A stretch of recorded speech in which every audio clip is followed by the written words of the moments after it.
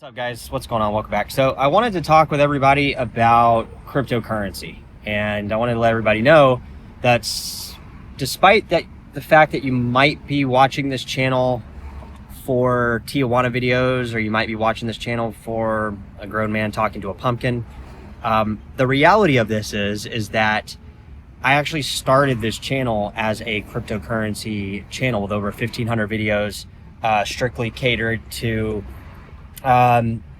education, entertainment, and kind of the timeline on various topics and things like that. So I know a lot of people, guys, when they hear the word cryptocurrency, they immediately get super scared. They immediately get frustrated. It's because they don't understand it.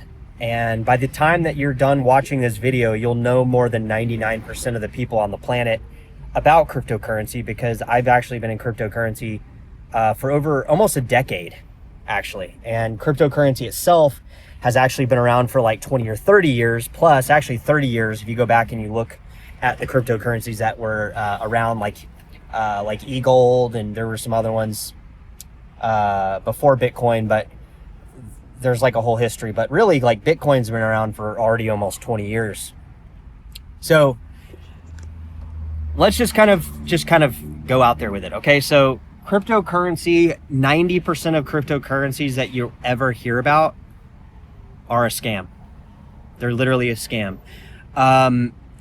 They're not real cryptocurrencies. And I know that's going to be kind of sounding kind of weird, because people that watch the channel that know cryptocurrency, they think a lot of the cryptocurrencies they own are actually cryptocurrencies, and they're not. They're actually tokens. So a cryptocurrency is a timestamp on a block that is validated by either nodes, or validated by mining, or a combination of both. What is a node? A node is a nipple, okay, on the end of a titty, okay, that squirts out little breast milk. The fuck? Breast milk. Oh, let's give my boy some money here.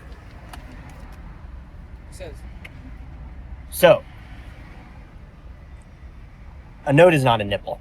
Okay. Okay, so you have nodes. You have mining. You have, let's do a couple words here. Let's learn a couple little terms. You have a circulating supply. You have marketing. You have order books, and you have psychological manipulation, and the typical things that go within investments. All right, so Bitcoin is the original one, okay? Bitcoin is a coin. It's not a physical thing, although it can be. I can take a gold coin and I can give you a private key, and I can assign it wealth, but it's not really physical. Okay, the cryptocurrency value is a specific timestamp on a block, validated by tons of computers around the world to prove that it is indeed true. Okay, it's like in math, I guess it's like a function that is proved by other functions that are confirmed by the same mathematical formula. Does that make sense? So it's like the value of it is derived from a point in time that assigned it a specific value, and then the validation of all the time after confirming it's true. Does that make sense? And if that doesn't make sense, please drop it in the comments. I'll try to cover more of that. But I think that's the best way to describe it. And back to what I said earlier, 99% of cryptocurrencies are all scams. That's because 99% of cryptocurrencies are all scams. They don't fit into this that we're talking about. It's basically like, I take this piece of paper and I print 100 of these, or 1,000 or 1,000,000 or 1,000,000,000, and I assign it value with my own money.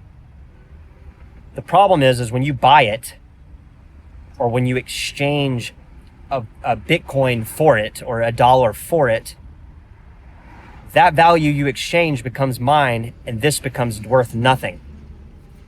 Okay? It's similar to how paper money works, but this is how 99% of cryptocurrencies work. Okay? Someone assigns it a numerical value and a circulating supply of it.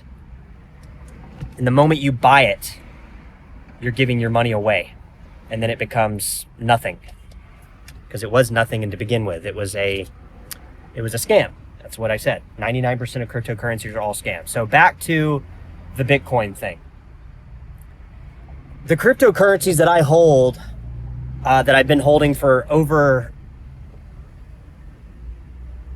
9.5 years, actually 8.5 years. Yeah, 8.5 years, are the first set. Okay, and there are some cryptocurrencies that have this circulating supply based by this functional math formula. There's only going to be a certain amount of them ever going to be created. Therefore, it creates what we call in mathematics and economics a deflationary mechanism, meaning there's ever only going to be so many. The way that these so many are going to be created is in a way that slows down over time. So less and less coins come into circulation if the demand stays the same. If it increases, they become these coins become more valuable because there is less of them coming into the circulating supply. So this is the small amount of cryptocurrencies that I'm invested in. And there's a couple, some have performed really exceptionally well. Some have performed mediocre. Some have performed poorly. But in the world that we currently live in, where volatility is basically in every asset class that we know, it's in our actual money, it's in our physical paper money, paper currency money. We see this at the gas pump with gas prices and oil in the futures market, how it dictates the oil prices. Do you guys know that the United States is the largest producer of refined crude oil in the world, exceeding Japan, exceeding Russia, exceeding Saudi Arabia? But yet our gas prices fluctuate. Down here in Mexico, they don't fluctuate because the Mexico government subsidizes gas, even though Mexico doesn't really refine a lot of most of its gas. It gets it from the US. So everything is volatile. Volatility means the frequency and how rapidly something changes up and down. Something that's not volatile stays steady. The US dollar is always worth $1. One Bitcoin's always worth one Bitcoin. But the market behind the dollar is very up and down, right? A dollar today is not the same dollar it was yesterday or 10 years ago or 10 years from now.